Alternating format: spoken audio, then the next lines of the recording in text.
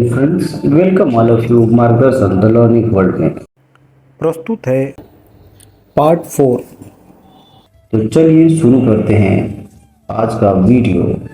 पहला प्रश्न है, किसका मानना था कि संपत्ति का अधिग्रहण कालांतर में विद्रोह का कारण बनता है? ऐसा मानना था मैकियावेली का।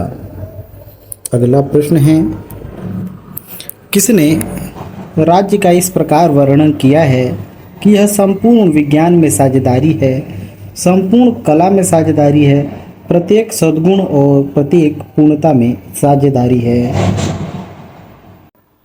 तो राज्य का यह वर्णन एडमंड बर्ग के द्वारा किया गया है।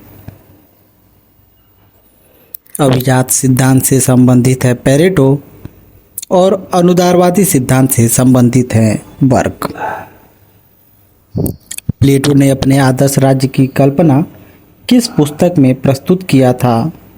तो वो पुस्तक है रिपब्लिक, जिसमें प्लेटो ने अपने आइडियल स्टेट की कल्पना किया था। प्लेटो को राज्य के आदर्शवादी सिद्धांत का जनक माना जाता है क्योंकि उसने अपने सिद्धांत को अच्छाई के विचार पर आधारित किया है। यह कथन किसका है कि रिपब्लिक केवल राजनीति पर लिखी गई पुस्तक मात्र ही नहीं है, वरन शिक्षा पर लिखी गई एक उत्कृष्ट रचना है जो इससे पहले कभी नहीं लिखी जा सकी। यह कथन रूसो का है। प्लेटो के आदर्श राज्य में दार्शनिक का शासन होगा, अभिभावक वर्ग के लिए संपत्ति व परिवार का साम्यवाद होगा और नर नारी के लिए समान अधिकार होंगे। यह प्लेटो के आदर्श राज्य की 3 विशेषताएं हैं। प्लेटो के राजनीतिक चिंतन में उपयोगितावाद, समाजवाद तथा फांसीवाद में किसका बीज निहित है? तो इन सभी का बीज यानी उपयोगितावाद, समाजवाद और फांसीवाद सबका बीज प्लेटो के राजनीतिक चिंतन में निहित है। राज्य ऊक या चट्टान से उत्पन्न नहीं होता, वरन उसमें निवास करने वाले व्यक्तियों के चरित्र से उत्पन्न होता है। ये कथन भी प्लेटो का है। Leo Strauss, Berlin, Hannah Arendt तथा कार्ल पॉपर में किसने प्लेटो को मुक्त समाज का शत्रु घोषित किया? तो विचारक है कार्ल पॉपर, जिसने प्लेटो को मुक्त समाज का शत्रु घोषित किया है। यह कथन किसका है कि जब तक दार्शनिक राजा नहीं होंगे या विश्व के राजा दर्शन की भावना से प्रेरित नहीं होंगे, तब तक राज्य को उनकी बुराइयों से कभी मुक्ति प्राप्त नहीं होगी। यह कथन है प्लेटो का। यह कथन किसका है कि व्यक्ति को छल कपट जानने के लिए लोमड़ी और भेड़ियों को डराने के लिए शेर होना चाहिए। तो ये कथन है मैकियावेली का। कौन विचारक यह मानता है कि अपने ऊपर, अपने मस्तिष्क तथा शरीर पर व्यक्ति संप्रभु होता है? ऐसा मानना है J.S. मिल का। उच्चतर शक्ति केवल डाकुओं का झुंड बना सकती है, राज्य नहीं। यह कथन है बोंदा का। हॉब्स का मानना है कि तलवार के बिना प्रसंविदा मात्र शब्द होता है।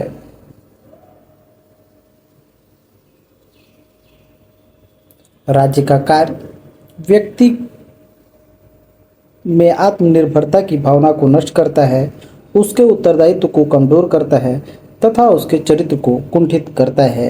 यह कथन है J.S. मिल का। कुछ अवधारणाओं को उनके विचारकों से मिलाना है। राज्य का दार्शनिक सिद्धांत दिया है बोसांके ने, राज्य के विधि का सामान्य सिद्धांत दिया है कैल्सन ने, और दार्शनिक उग्रवाद से संबंधित है बेंथम, और नागरिक सद्गुणों की अभिवृद्धि की पूर्व दशा के रूप में गणतंत्रवाद की बात करते हैं मैकियावेली। सबसे निकृष्ट राज्य भी सबसे उत्कृष्ट अराजकता से अच्छा है, यह मत है हॉब्स का। आदर्शवादी विचारक राज्य को स्वयं साध्य न मानकर साधन मानते हैं। रीटेक। आदर्शवादी विचारक राज्य को स्वयं साध्य मानते हैं, न कि साधन। किसने राज्य को एक ऐसा संगठन माना है जो सर्वसाधारण को यथासंभव बड़े से बड़े पैमाने पर सामाजिक हित की सिद्धि में सहायता देता है? तो ऐसा मानता है लास्की। राज्य साधन है, साध्य नहीं, यह सिद्धांत है उदारवाद से संबंधित। एक आधुनिक राज्य संविधान के बिना राज्य नहीं अपितु अराजकता का शासन है, यह फेमस कथन जैनिलेक का है। मैं राज्य हूँ, यह कथन लुई 14वां का है। राज्य व्यक्ति से पहले है, ऐसा अरस्तु मानते हैं, और राज्य व्यक्ति का वृहद रूप है, ऐसा प्लेटो का मानना है। सरकारों का सुव्यवस्थित वर्गीकरण सबसे पहले प्रतिपादित किया था अरस्तु ने। अरस्तु ने राज्यों और संविधानों का वर्गीकरण किया है शासकों की संख्या और शासन की गुणवत्ता के आधार पर। अरस्तु के अनुसार राज्य का अस्तित्व विकास का परिणाम है और राज्य एक प्राकृतिक संस्था है। राज्य के 4 आवश्यक तत्व होते हैं: जनसंख्या, भूभाग, सरकार और संप्रभुता। राज्य का कार्य अच्छे जीवन की बाधाओं के मार्ग में बाधा पहुंचाना है, यह फेमस कथन ग्रीन का है, टीएच ग्रीन का। किसने राज्य के कार्य के संबंध में बाधाओं को बाधित करना उक्ति का प्रयोग किया है, वो हैं ग्रीन। शक्ति नहीं बल्कि सदिच्छा राज्य का आधार है, यह वाक्य प्रतिनिधित्व करता है आदर्शवादी विचारों का। पॉलिटिकल ऑब्लिगेशन यानी राजनीतिक कृतज्ञता का सिद्धांत किसने प्रतिपादित किया है? पॉलिटिकल ऑब्लिगेशन सिद्धांत का प्रतिपादन आदर्शवादी विचारक टीएच ग्रीन के द्वारा किया गया है, जो ये मानते हैं कि संकल्प न कि शक्ति राज्य का आधार है। आदर्शवाद विचारधारा राज्य का समर्थक विचारधारा है। जब मैं राजनीति विज्ञान शीर्षक के अंतर्गत परीक्षा प्रश्नों को देखता हूँ तो मुझे प्रश्नों के प्रति नहीं वरन शीर्षक के प्रति खेद होता है। यह परिभाषा किसने दी है? ये परिभाषा है मेटलैंड की। किसने कहा राजनीति को विज्ञान मानना तो दूर, यह कलाओं में भी सबसे पिछड़ी हुई कला है? तो ये कथन है बकल का। अगला प्रश्न है, अरस्तु, जेनिलेक और लॉर्ड ब्राइस तथा एफ.डब्ल्यू. मेटलैंड में कौन राजनीति विज्ञान को विज्ञान नहीं मानता? मेटलैंड का कथन है, वो कहते हैं कि राजनीति विज्ञान विज्ञान की श्रेणी में नहीं आता है। प्लेटो के अनुसार एक आदर्श राज्य की जनसंख्या कितनी होती है? तो प्लेटो ने आदर्श राज्य की जनसंख्या 5040 व्यक्ति का बताया था।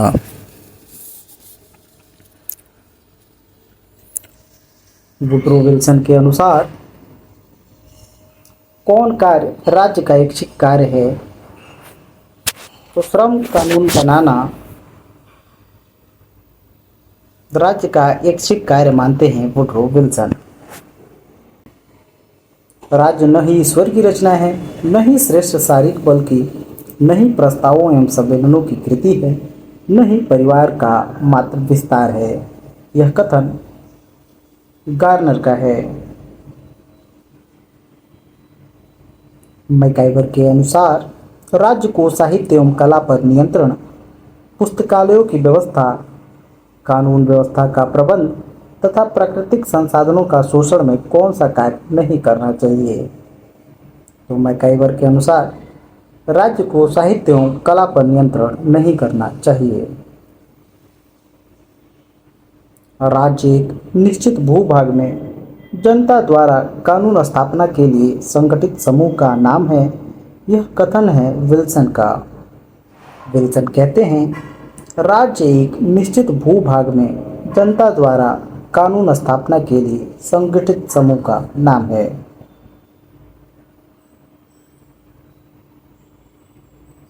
राज्य परिवारों और गांवों का संगठन है जिसका उद्देश्य एक पूर्ण और आत्मनिर्भर जीवन प्रदान करना है।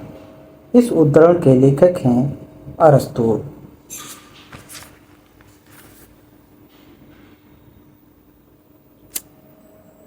राजनीति का उद्गम स्थल माना जाता है प्राचीन यूनान को।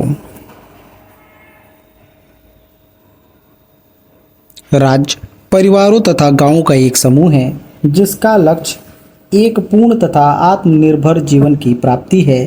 यह कथन है अरस्तू का। अरस्तू राज्य को एक परिवार का विस्तार मानते हैं। किसने कहा है कि जो अरस्तू का आदर्श राज्य है वही प्लेटो का द्वितीय श्रेष्ठ राज्य है? तो ये कथन है सेबाइन का। सेबाइन कहते हैं कि जो अरस्तू का आइडियल स्टेट है वही प्लेटो का द्वितीय सर्वश्रेष्ठ राज्य है। राज्य को एक संप्रभु भूक्षेत्रीय समूह किसने कहा है? लॉसवेल ने राज्य को एक भूक्षेत्रीय समूह कहा है। राज्य एक संसार है जिसे आत्मा अपने लिए बनाती है।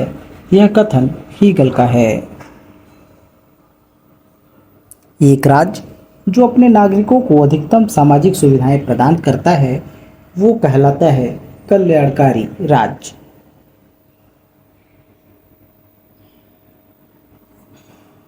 हॉब्स, मिल, बेंथम तथा ग्रीन में कौन एक राज्य के यांत्रिक स्वरूप की अवधारणा का समर्थक नहीं है? तो हॉब्स, मिल और बेंथम यांत्रिक स्वरूप राज्य के यांत्रिक स्वरूप की अवधारणा का समर्थक हैं, जबकि ग्रीन यांत्रिक स्वरूप की अवधारणा का समर्थक नहीं है। राज्य विधि का शिशु तथा जनक दोनों हैं। यह फेमस कथन मैकाइवर का है। मैकाइवर राज्य को विधि का शिशु तथा जनक दोनों ही मानते हैं। आधुनिक राज्यों में स्थिति समूह बनाम राज्यों की होती जा रही है, ऐसा मानना है बारकर का। भूमंडलीकरण का तात्पर्य है विश्व समाज के सहकारी स्वरूप का उद्भव। लॉक के अनुसार प्राकृतिक अवस्था में मनुष्यों को क्या प्राप्त था? केवल प्राकृतिक अधिकार, जिसमें जीवन, स्वतंत्रता और संपत्ति के अधिकार शामिल थे। राज्य का स्वरूप मूलतः निगम के समान है। यह कथन है मैकाइवर का। लॉस्की के अनुसार राज्य है समाज का सेवक। यह कथन किसका है? रक्त संबंध समाज को जन्म देता है और कालांतर में समाज राज्य को। ये मैकाइवर का फेमस कथन है। कौटिल्य ने विदेश संबंधों के संचालन के लिए 6 प्रकार की नीतियों यानी षड्गुण का उल्लेख किया है, जिसमें शामिल हैं संधि, विग्रह, आसन, यान, संश्रय और द्वैधी भाव। सप्तांक सिद्धांत के प्रतिपादक कौटिल्य को माना जाता है।